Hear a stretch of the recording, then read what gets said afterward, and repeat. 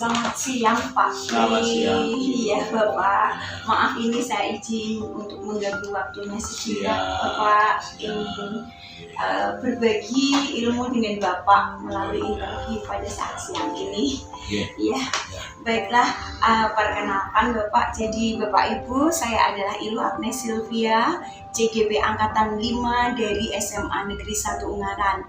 Perkenankanlah pada kesempatan ini saya akan interview bersama dengan Bapak Supriyanto SPD selaku Kepala SMA Negeri 1 Bergas. Dan Bapak Ibu, ini adalah interview tentang pengambilan keputusan.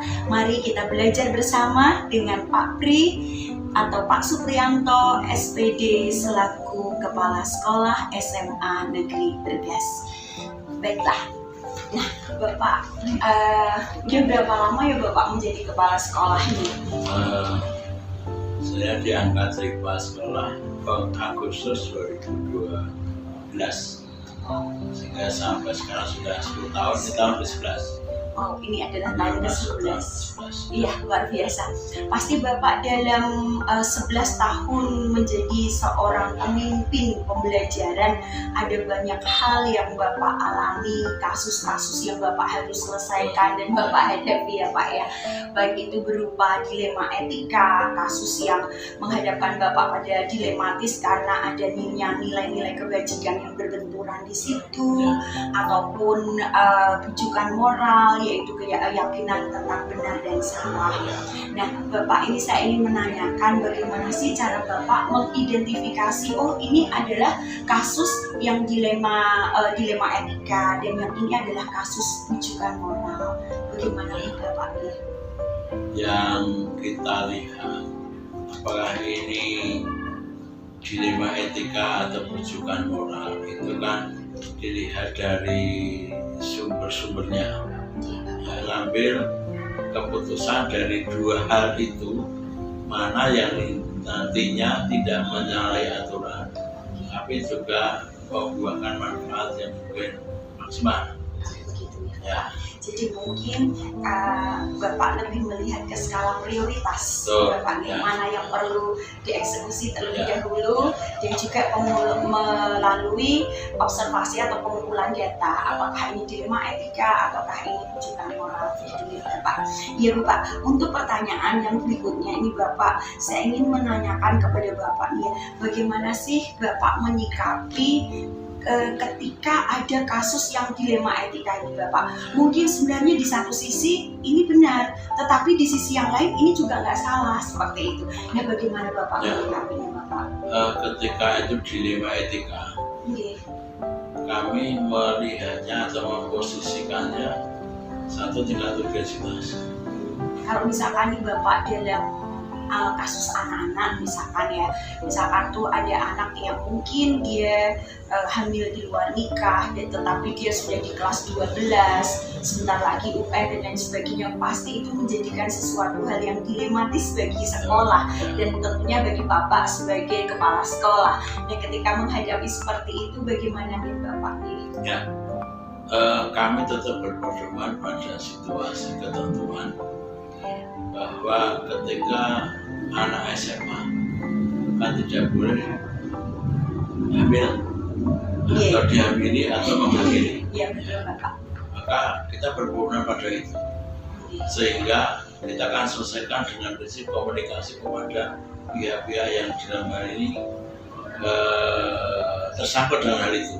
Ini perlu kita komunikasikan dengan orang tua, dan harus anak ini mengundurkan diri dari sekolah. Hanya memang kita mencarikan solusi dipakai C atau di homeschooling atau apapun yang membuat mereka tetap belajar dan tetap mendapatkan ijazah.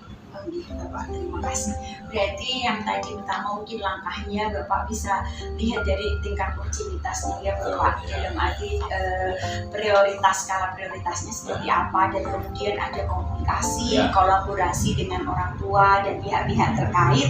Dan selanjutnya juga tadi baru disitulah Bapak berpedoman tetap kepada regulasi ya Bapak ini. Ya, terima kasih Bapak. Dan untuk selanjutnya nih Pak Pri, ketika menghadapi kasus-kasus yang begitu banyak dalam 11 tahun ini, nah dan Bapak sudah mengambil keputusan dengan tepat dan lain sebagainya, kira-kira hal yang paling efektif itu yang bisa diterapkan dalam pengambilan keputusan itu bagaimana Pak? Apakah skala prioritas tadi, ataukah komunikasi dan kolaborasi, atau apa gitu Pak? Jadi ini yang pertama adalah sebenarnya tingkat urgensitasnya seperti apa. Kita pilih. Kalau sudah kita pilih, komunikasi harus berjalan baik. Jadi kita pilih urgensitasnya, kemudian kita komunikasikan. Kita ambil sebuah kesimpulan atau keputusan. Nah, komunikasi yang baik pasti ada unsur saling menghargai, pasti ada unsur saling toleransi, pasti ada unsur ya untuk kepentingan bersama. Istilahnya bukan kalah mengalah, tapi memang ini untuk kepentingan yang lebih baik. Maka komunikasi diperlukan di sini. Seperti apa manajemen komunikasi yang harus kita terapkan sehingga semuanya akan merasa oh ini keputusan. Luar biasa Bapak. Jadi tadi Bapak menyampaikan bahwa untuk hal yang paling efektif yaitu tingkat urgentitasnya seperti apa, yang kemudian dilengkapi dengan komunikasi yang baik ya Bapak ya. Ya, jadi komunikasi dan tingkat urgentitas itu satu paket begitu ya Bapak ya, yang menjadi solusi pengambilan sebuah keputusan.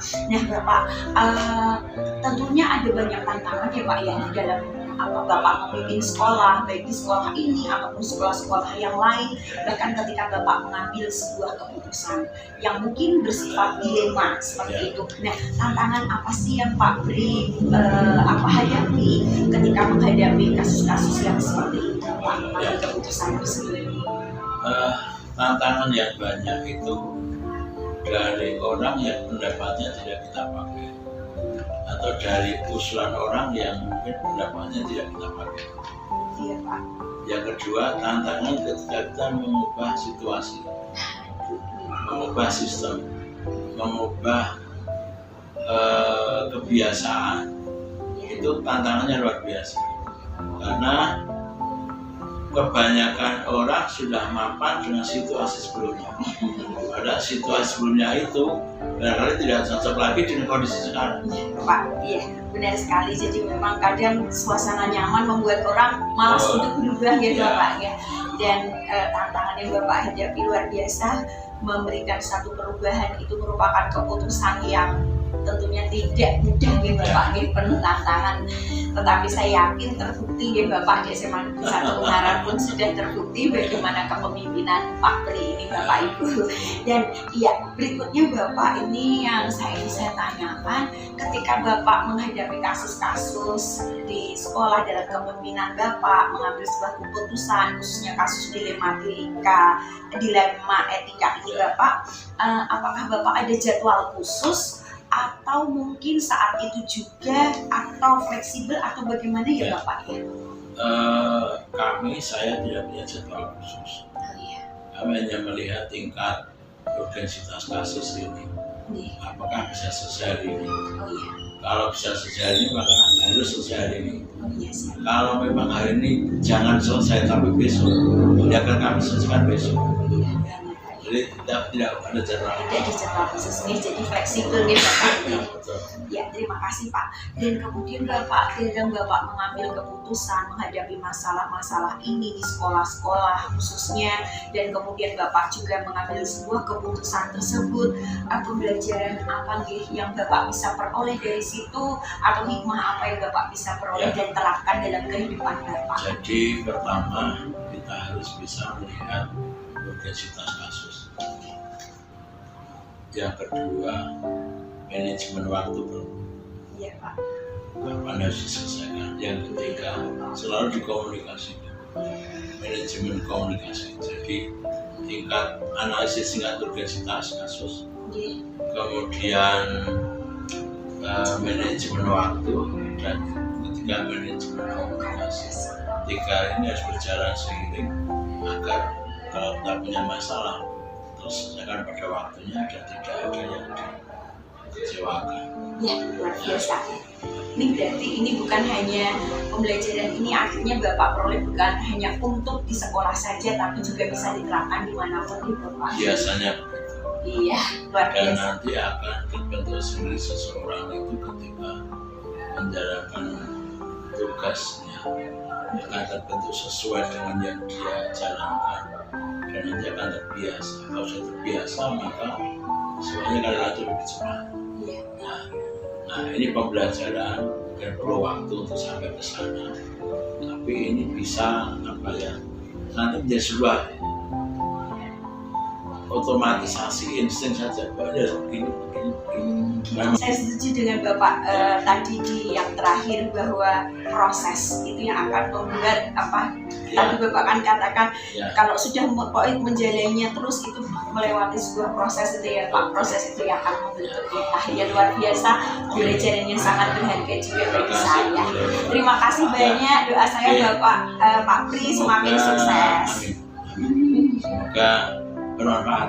Amin. Seluruh kejadian Sangat bermanfaat Bapak, sukses selalu dan sehat selalu untuk Bapak. SMA Negeri 1 Bergas semakin maju dan jaya. Ya, terima kasih Bapak, selamat siang. Demikian Bapak Ibu interview saya dengan Pak Supriyanto SPD, Kepala SMA Negeri 1 Bergas yang luar biasa dan membawa hasil-hasil yang luar biasa menjadi pembelajaran bagi kita semua. Terima kasih, selamat siang dan salam dan bahagia. Amin.